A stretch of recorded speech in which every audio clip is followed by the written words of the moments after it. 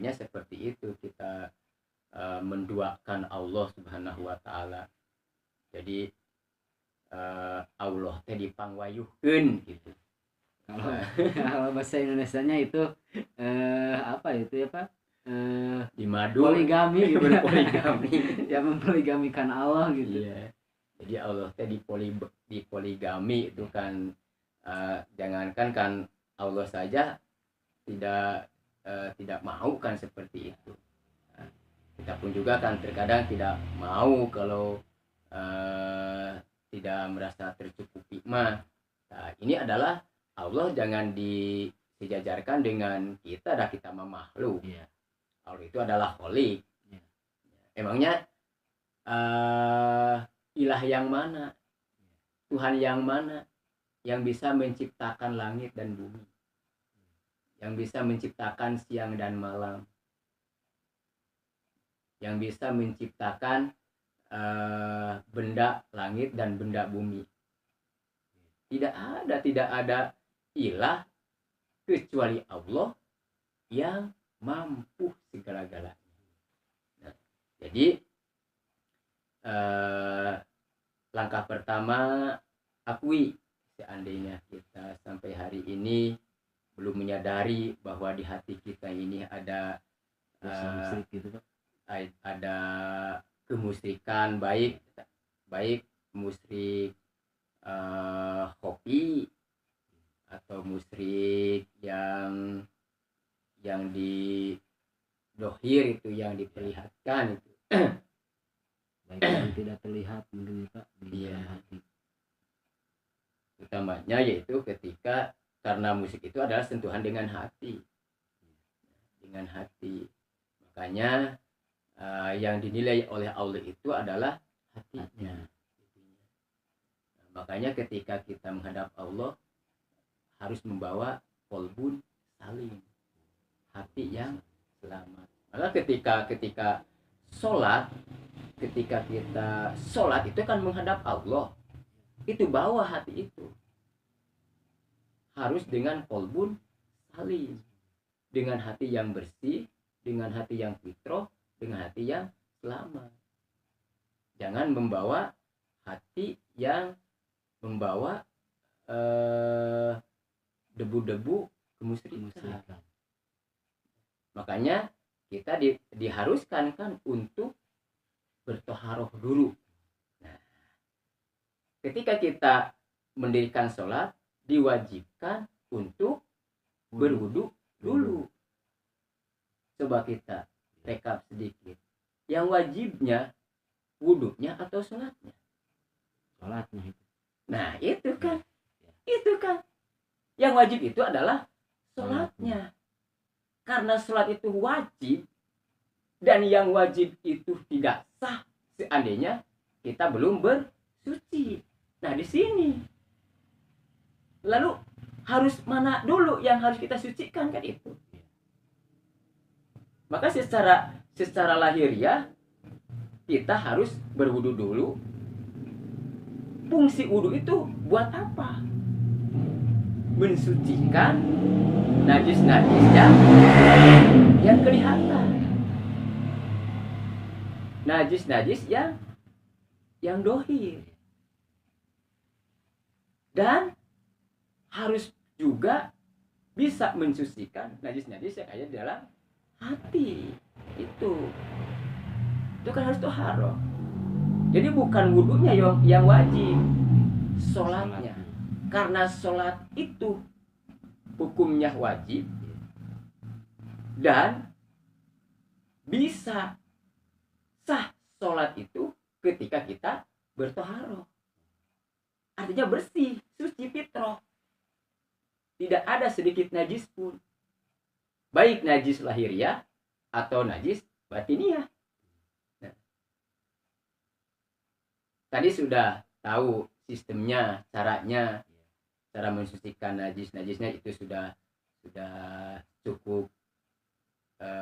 Walaupun belum paham, ya, tapi itu sedikitnya bisa untuk dikaji ulang. Jadi fungsi walaupun wudhu itu tidak wajib. Yang wajib itu adalah sholatnya. Ini di sini hukum fikih berbicara. Bahkan malayatimul wujuba bahwa wajibun. Setiap sesuatu yang wajib itu bisa sah, maka dengan sahnya, dengan yang wajib itu bisa sah, walaupun itu bukan tidak wajib hukumnya, tapi dengan itu wajib itu bisa menjadi sah, maka itu pun juga ikut wajib. Artinya apapun yang menimbulkan itu adalah pekerjaan yang wajib, maka itu pun juga walaupun hukum awalnya tidak wajib, maka karena yang wajib ini bisa sah dengan wudhu, maka wudhu pun juga wajib. Ya, ketika kita mau main ataupun ketika mau baca koran, baca koran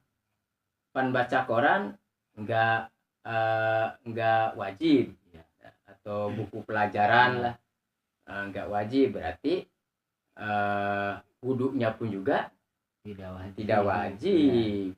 Karena itu membaca buku itu tidak wajib. Nah, terkecuali kita bagaimana isi buku itu, nah bisa dikaji ulang, silahkan. Nah ini Pak, tadi yang menarik ini ya gini, kan yang sholat itu kalau di hatinya masih ada najis musik, itu yang sholatnya itu gimana, nggak bakal keterima atau gimana itu Pak? Nah ini ya sudah jelas. Allah berfirman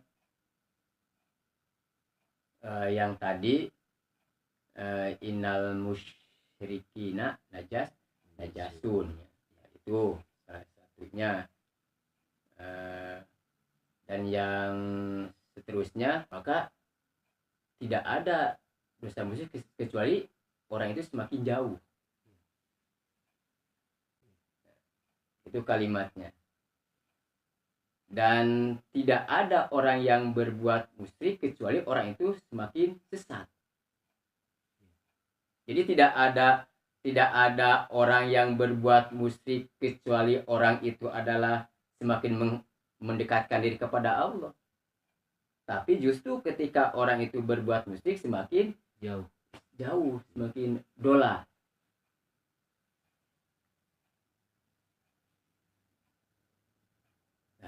Ini kita hati-hati, walaupun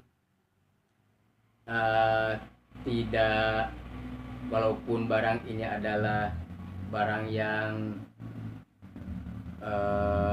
misalkan barang yang menjadikan diri kita menjadi hebat, menjadi apa gitu dengan barang itu, hati-hati. Walaupun itu barang itu Pak berbentuk tulisannya itu berupa tulisan dari Al-Quran. Nah, ini misalkan mungkin di lapangan kita sudah tahu sedikitnya tentang al-aupak ya, yang tebalnya hampir sama dengan ini. Al-aupak itu ya kurang lebih berapa lamar gitu. Di situ Imam Ghazali sengaja dengan tulisan-tulisan itu ada yang boleh kita amalkan dan ada yang tidak boleh kita amalkan. Tapi kita harus tahu itu ini adalah yang harus diamalkan dan ini yang tidak boleh diamalkan. Tapi kita harus tahu baik yang tidak boleh ataupun yang boleh. Jadi jangan seperti ini. Ini Imam Ghazali membuat ini tidak boleh, kenapa kita amalkan? Ya. Tapi kita bagaimana? Dari mana kita tahu bahwa ini tidak boleh? Karena kita harus mengkaji dulu itu. Oh, jadi itu asal mulanya dari situ Pak, dari kitab itu, Kitab Al-Awqaf. Al-Awqaf itu namanya ya. Mm-mm. Oh, Silakan sih, sengaja itu Imam Ghazali oh, itu itu dari pengarangnya gitu Pak, Imam Ghazali ya. Imam Ghazali sengaja gitu isinya, jangan sampai salah penggunaan. Jadi di situ kan sudah jelas di kitab Al-Awqaf itu. Eh, kita kembali lagi Pak ke yang tadi ya. Ya kan sekarang soalnya banyak gitu ya yang kemusikan seperti itu. Nah, cara kita untuk mencegahnya itu dengan bagaimana Pak? Apakah dengan kita dengan mencari banyak ilmu atau gimana gitu, atau sering bergaul bersama para ulama atau gimana? Nah, itu suatu keharusan. Ya bagaimana kita tahu seandainya kita tidak mau mencari ilmu? Kenapa baginda Rasul sangat sederhana? Bahasanya tolabul, ya. Tolabul ilmi faridotun ala kuli muslimin wal muslimat. Bahasa Rasul sederhana, itu bahasanya faridoh bukan wajibun. Ya.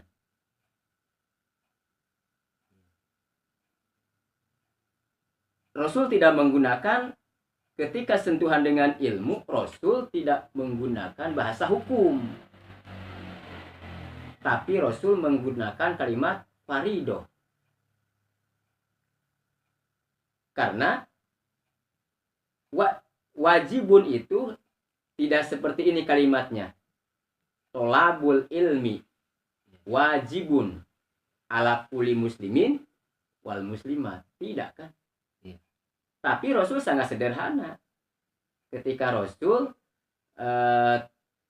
mengeluarkan pembelajarannya bagi kita, Rasul menggunakan bahasa yang sederhana, yaitu farido. Coba ketika kita tidak menuntut ilmu, tidak mencari ilmu, sementara itu sudah baku, sudah hukumnya wajib. Sholat wajib bukan? Wajib. Bagaimana orang yang meninggalkan sholat? Ya mungkin karena wajib itu jadi dosa gitu. Iya.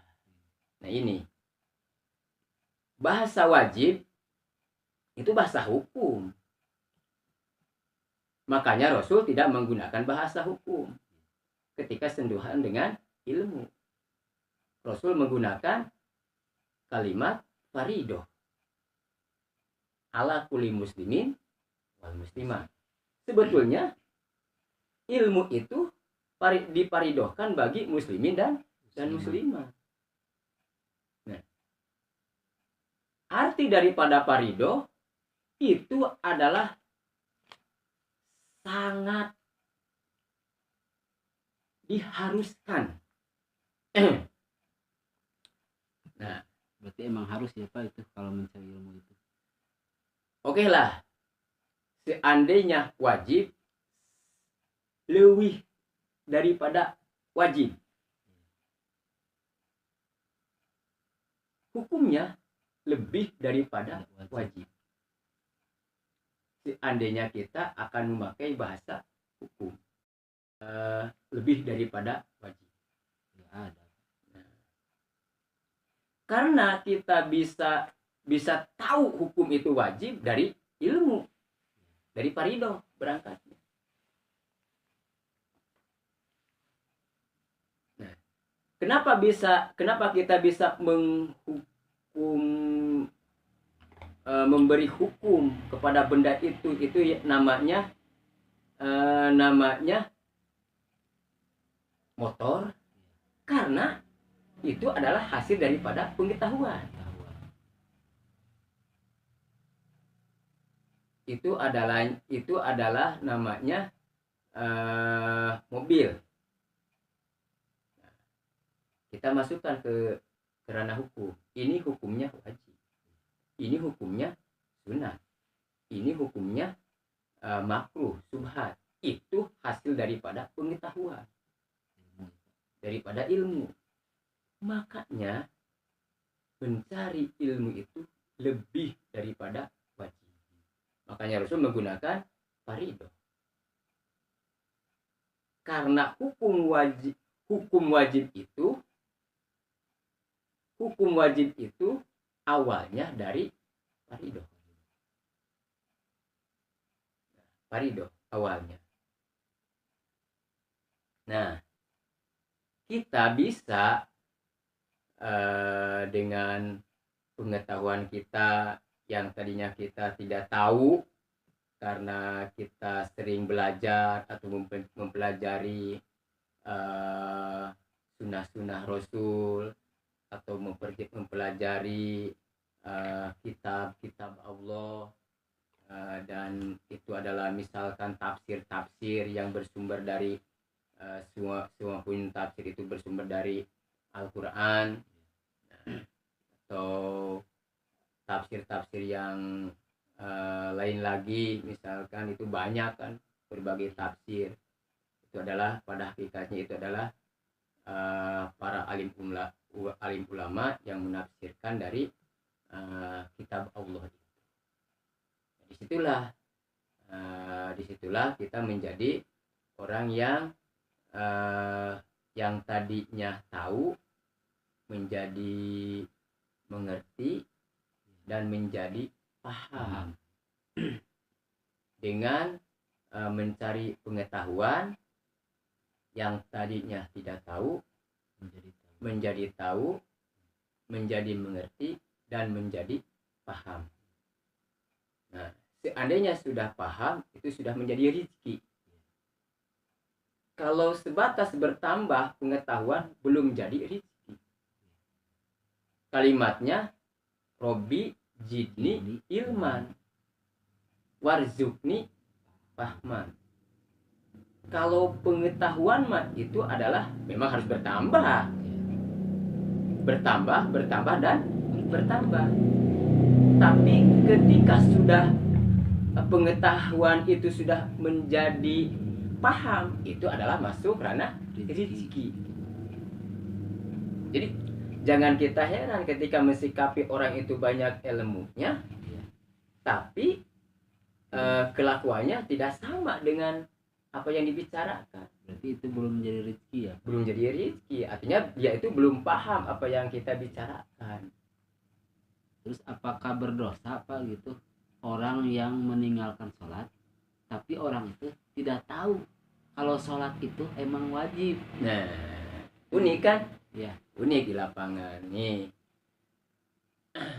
Dosa, ada hukum dosa itu ketika orang itu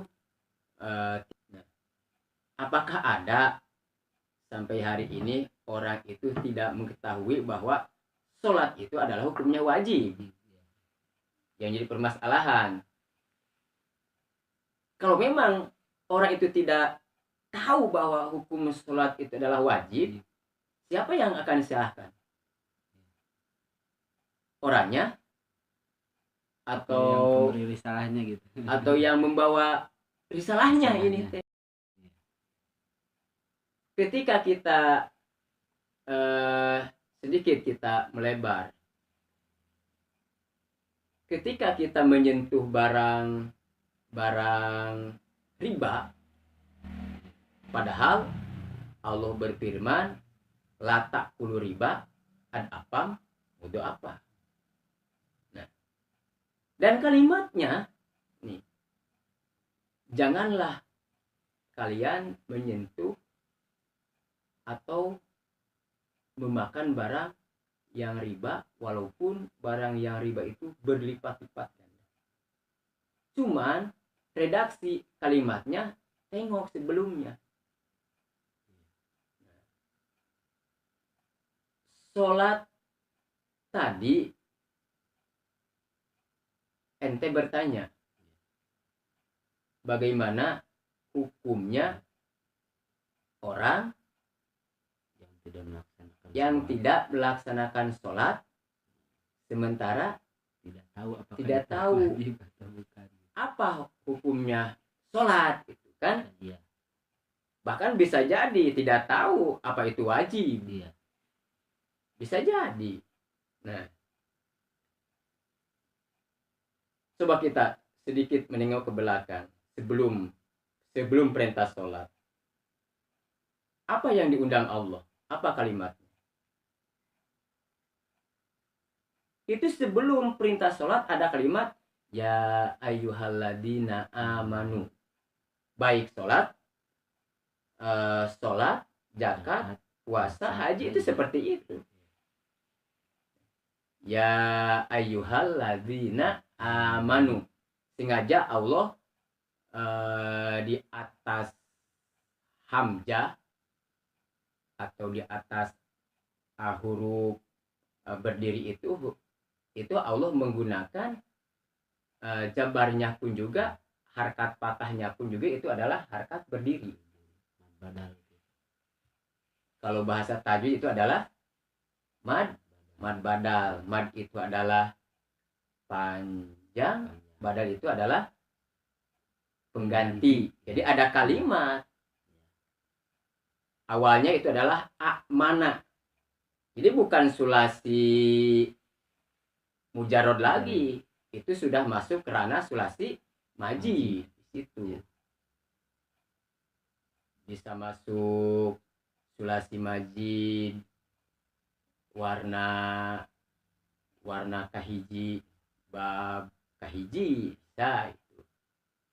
Fungsinya kenapa Allah selalu menggunakan ketika baik amanu atau amanah, Allah selalu memakai harkat berdiri. Jadi yang diundang itu memang harus yang beriman, yang mendengarkan. Kalau harkat berdiri tegak, itu cirinya orang itu sedang berdiri, sedang bangun, bukan sedang tidur, apalagi mati. Orang-orang yang mengimani Allah memang harus hidup. Nah, walaupun di pandangan manusia itu sudah tidak ada lagi, padahal Allah berfirman, kalimatnya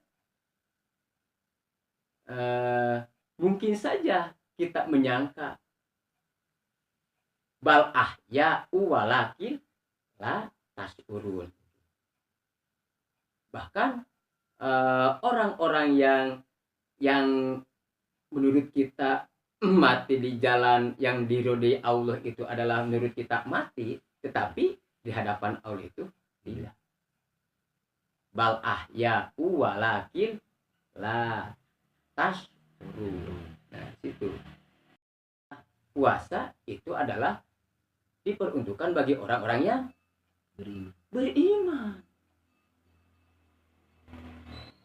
Kenapa Allah menggunakan harkat berdiri?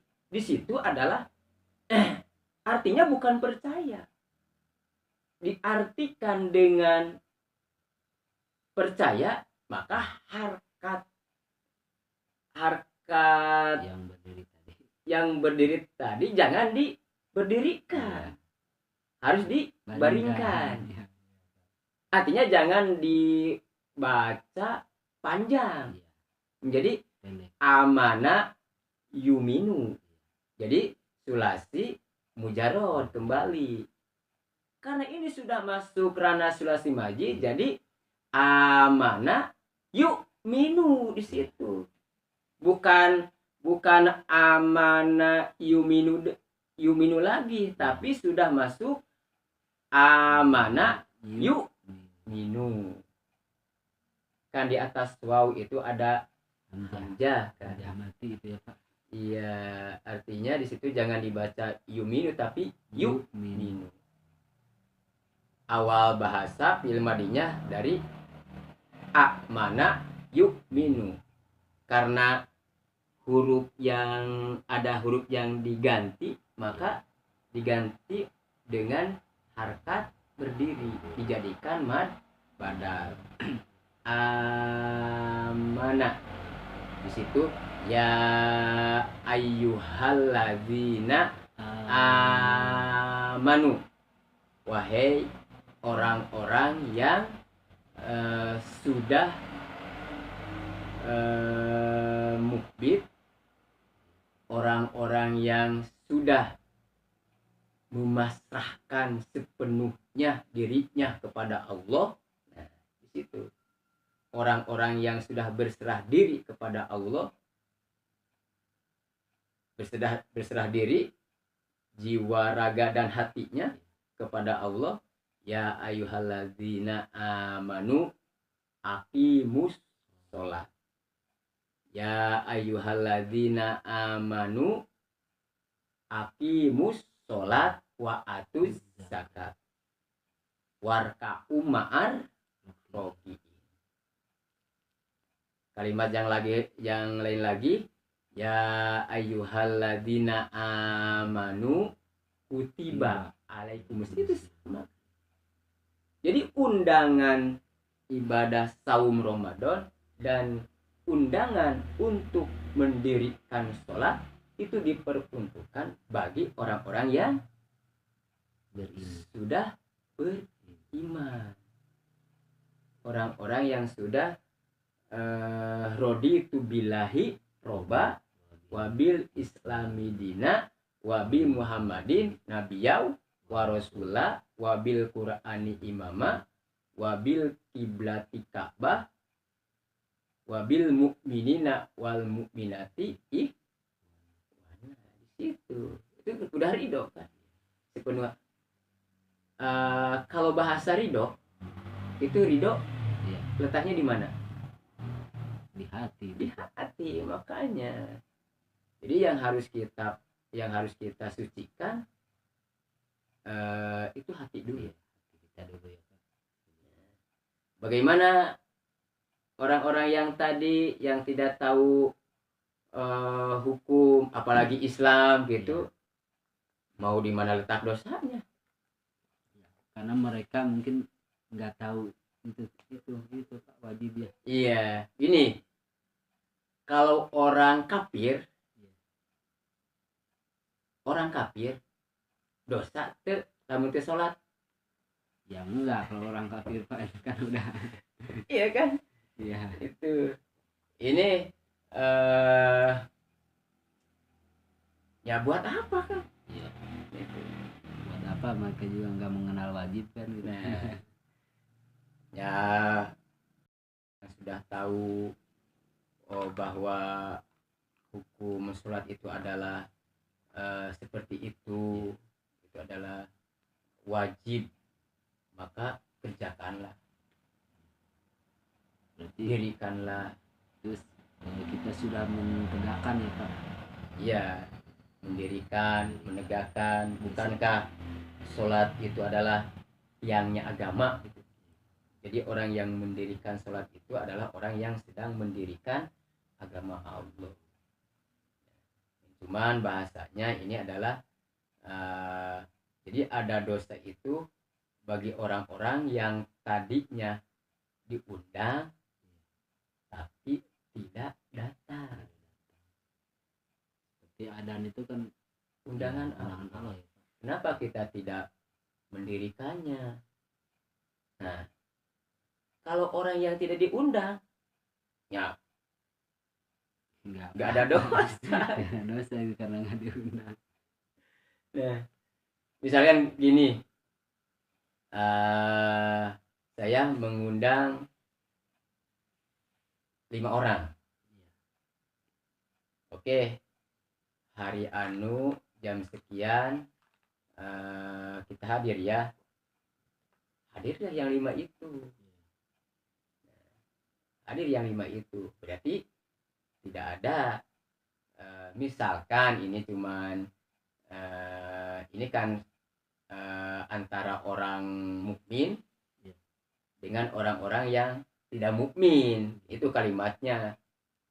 Jadi yang kita, karena sholat itu adalah perintah Allah kepada orang-orang yang mukmin, yang orang-orang yang sudah beriman kepada Allah.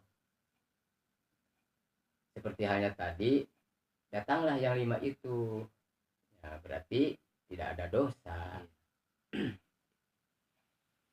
Tapi diundang 5, yang datangnya 3, yang 2 itu karena sama-sama sudah tahu, tidak ada alasan apa gitu.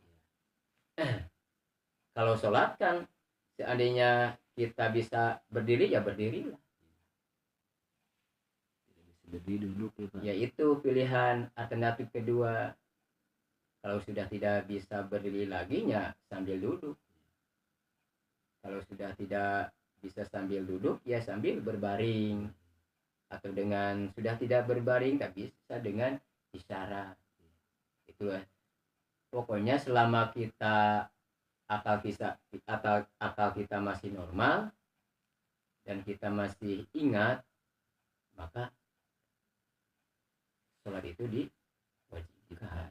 Itu bagi orang yang mukmin.